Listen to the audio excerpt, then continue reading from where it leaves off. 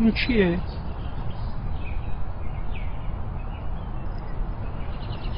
گنجشک.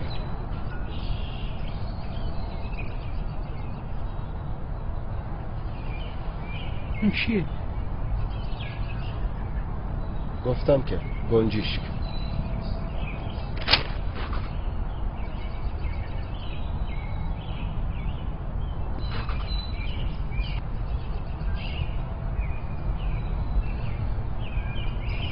اون چیه؟ پدر اون یه گنجشکه. گنجشک.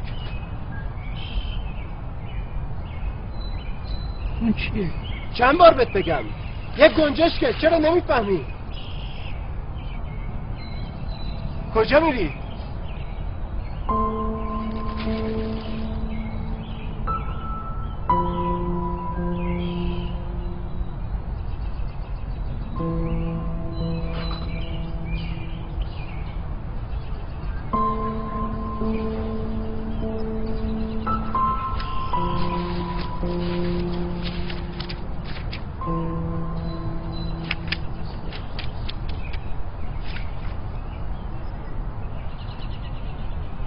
بلندتر.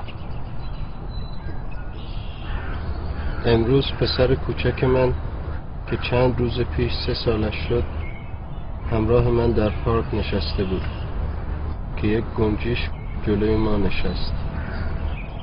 پسرم 21 بار از من پرسید که اون چیه و من 21 بار به او جواب دادم که اون گنجشکه. هر بار که اون این سوال تکراری رو میپرسید من در آغوش میگرفتمش و به او پاسخ میدادم بدون اینکه عصبانی بشم. احساس میکنم که خیلی دوستش دارم.